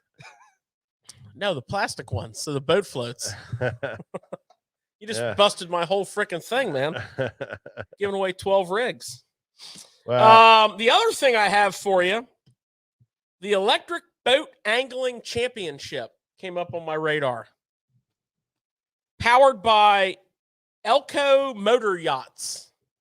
And I'm only going to touch on this for 30 seconds because it all comes home to a fairly local angler who's burns up these freaking electric lakes around here. Registration for the 22 version is open now. They haven't held the 21 championship yet. You know, they're probably going to do that in the spring. I'm sure they got set back with COVID and what have you. The 20 championship is what I want to get to. A very frequent listener of the show and an electronics guru himself, Matt Elliott, and his partner, Kevin Holish, won that. They're from the Baltimore Metro Reservoir Club. Oh, that's big. That's a big club down there. Yeah, absolutely. And them two boys just go down there and just take people's lunch money all day long. Yeah. So they went out and got in on this, and they averaged. They had to fish 5 tournaments to qualify, and they averaged 16.78 pounds on their 5 tournaments, and they scored 500 points, which I think is all you can score. So electricfishingnetwork.com. If you're interested in such things. Mm-hmm. That's cool. Very cool. That's a cool thing. Very, very, very cool. Yeah, you know how many bodies of water, that are electric only? There's a ton of them. In the state of Pennsylvania, there's a shit ton of them. And there's a few that are 20 horsepower limited, but there is a ton of electric motor and beautiful lakes. Standing timber, lily pads. Some of those lakes is where you get all this cool fishing, you know. Calm down, bro. Telling you, man, you're getting yourself all worked up. I'm about ready to hook the boat up and start flipping my compact jig right now. Speaking of flipping my compact jig, I had the opportunity of testing out a reel that we brought to you a few episodes ago. Yeah, and here's the combo. Yeah. So this is that Zillion G. Which we broke down as best you can without fishing the reel. I mean, at the end of the day, you kind of got to fish it. And we break it down for technical reasons first. We broke it down technically, nuts and bolts. Yeah, technically. We talked about the zero adjust. We talked about, Daiwa's SV TWS platform is all magnetic. Okay, all mag. No That's why zero adjust. Yeah, the zero adjust. You can turn this, and it's not going to break anything. Yeah, but you should. But it's hard to turn. You should. What I like to do when I take it out of the package is I like to just make sure that the side-to-side play on the spool. So I'll actually back this off a little bit. Just get rid of that. I just pick up a little of that side-to-side. I just take that out of the mix. I give it a couple little clicks for good measure. That's on a regular centrifugal or regular mag reel, that's a very fast spool setting. Would you not all agree? Basically turned off. Basically. Yeah, it's basically turned off. Very little pressure on the spool shaft. Yeah. And then what they do is they have this huge range of magnet, and the way their magnet operates is kind of interesting. If I can get this damn thing open. The Daiwa magnet is an on-demand magnet. So unlike most reels that have the little magnets that face the spool, right? You've all seen that. You've all seen the 5 or 6 little dot magnets. No matter where they're at, they're affecting that spool, right? If you back them off, they're still facing the spool. They're still impacting that rotation. If you tighten them down, they're obviously going to impact it more. The Daiwa system, the magnets are here, but the magnetic force is triggered in this direction. Okay? Inwards. It doesn't face the spool. So this little cup here. Can you get a picture of that there? This little. You can get a picture of that moving in and out. Turn it sideways so they can see it moving in and out. There you go. This little deal here. See how it moves in and out there? There you go. So as soon as that rotates forward, see, this is on a cam. RPMs. It's all RPM. Yeah, on the SV system, it's on. So as soon as that spool rotates forward, this gets forced out. You see, it's on a cam, so it just rotates out. Forward rotation forces it out. There's no lag. In other words, on the previous generations, this spool had to get up to a certain level of RPMs to create enough centrifugal force for this to activate. So now what it does is it goes. Help a brother out there, Mike. So now what it does is it goes. That spool is so incredibly light. Yeah. Well, you notice the axle doesn't go the whole way through. Yeah, it's so incredibly light.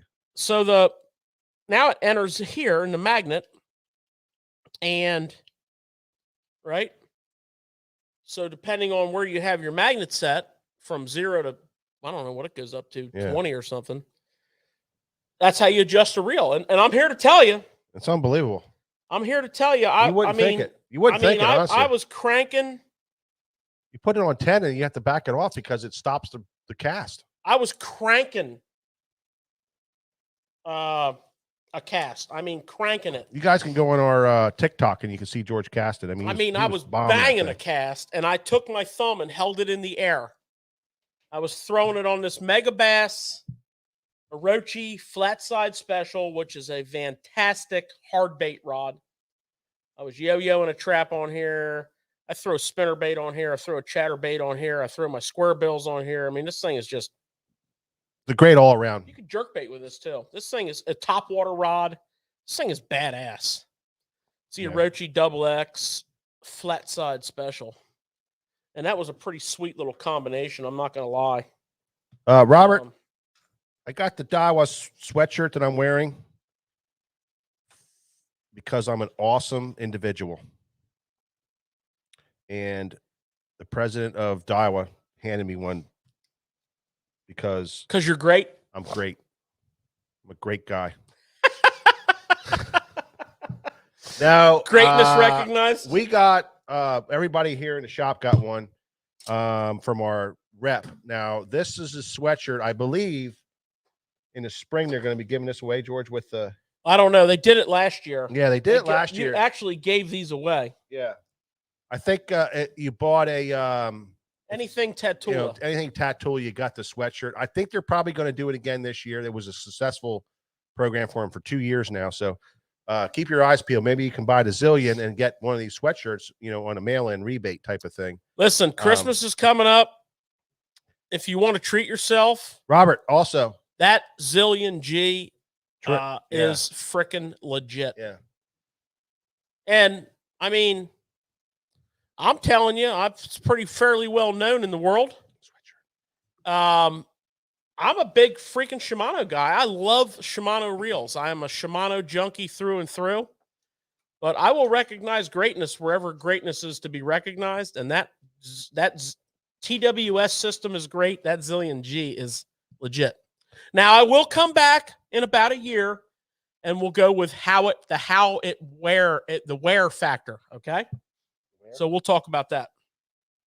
Okay, Robert. Here is the latest and the greatest right here for you that you need to buy. This is the new SFT sweatshirt, and it is a Carhartt. We switched up to Carhartt. We were big Champion fans, and we switched up to the Carhartt sweatshirt. It's the third grade at Carhartt, so it's not the top line. Check out that sleeve. Yeah, got the sleeve on there. You've got the old school logo that we run with. So you can check those out. They're going to be online. I think they're online right now. I think he put them up today or tomorrow. This is the new great Christmas gift idea for you guys, is the new SFT hoodie. Carhartt quality. I mean, high quality Carhartt sweatshirt. It's not their top of line grade, but it's their next step down. It's their third grade of sweatshirts. The other thing we want to talk about real quick, George, too, before you go. Let's wrap this up. I'm trying to get home here. Yeah, I know you are. This is Christmas. This is Christmas season, and I know a lot of guys do. You guys have lists, of course, and you also have people on your list that you're looking to get stuff for. Don't forget you got us guys here. We can help you guys pick stuff out for whoever is on your list. You can tell your wives to call here. We can help. We do it all the time. And don't forget, SFT has the gift certificates that you can get for your friends and have your family members buy your gift certificates for the shop and for our online store also. You can go online to our website and buy them off of there, or you can call the store or stop in the store and buy them here at the store. But one other thing is we have these 3 combos that George put together, partnered with Shimano. They're a great combo. I don't know if Caitlin, I think she went to bed. What we're doing with these combos here is, with the Christmas season, one of the things that has constantly come up here at the shop is combos. Yeah. For, beginning fishermen, occasional fishermen, these are nice rods, here, nice reels. We got tackle bags. Yeah. We got Power Pro. We have hats. We have swag. Well, the packages are the rod and reel combos. Yeah, and you can go on our website and see them. Yeah, but they come with a tackle bag, with a hat with the boxes, and it comes with Power Pro, and we got some swag on there. We got a nice hat and a big savings, and the price is right. So jump on the web or stop in the shop. We've got a decent amount of them. We probably have 50 or 60 left. Yeah, they're going to sell real well, but for you guys, it's I think if you have a friend who is that guy who is getting into it and he's trying to be hardcore and he's getting there. These are that Celis rod combo is not it's not shabby. It's awesome. It's a great rod. It's got great sensitivity. It's got a Sahara on it, which is great reel.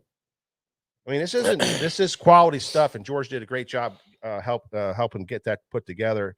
So that check that out. But for all your Christmas needs, if you guys have any questions, we're here to help. We are here for you guys. And we have a lot of tackle, man. George has been buying the stuff. He's killing me. I can't sleep in that. I got one more thing. Make it quick. If we're done. Make it quick. Just wanna mention our good longtime buddy, Habby, David Habacker. We tournament fished all over the country for the last 30 or 40 years together. And he was the original member of our bass club, River Hills Bass Masters, that started in 1990. And Habby was one of our original guys, and just a great guy, great friend, awesome fisherman. great Hardcore. fisherman, hardcore fisherman, Kick ass. all the way up. Just no matter what, we tell him, come on, Habby, we're going up to such and such. All right, let's go. What time are we leaving? We'll drive all the way up to, up to New York for the weekend, or, hey, we're going down to Potomac tomorrow. You want to come? Yeah, man. What time are we meeting? We'll drive down and fish for a day and turn around, and drive all the way back. But he just was a road warrior, hardcore guy, but he was a sweet guy. Never said anything bad about anybody. He was just a great guy, and he passed away this past week, and our condolences to the family, condolences to our friends who were very close to him, and we will never forget Habby, and we will remember all the great times we had with him forever. And we're just going to close the show with a moment of silence. Mm-hmm. Thank you for stopping by Tackle Shop Live, and we'll catch you guys next time here. And as always, have a great night.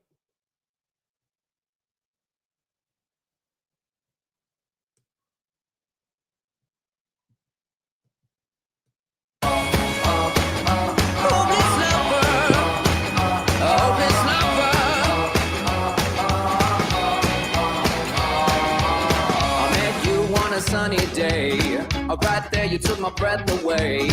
Young and pretty, was it just a dream? The next day you called me up, you told me I'm your little buttercup. You came over and you fell into my arms. Well, I know what I feel. Please tell me your love is real. You make me smile when I think of you. If I am down knowing I am blue, I can't get enough. You make me happy, I feel so fine. Oh, how I wish that you were mine. I can't get enough. Hopeless lover.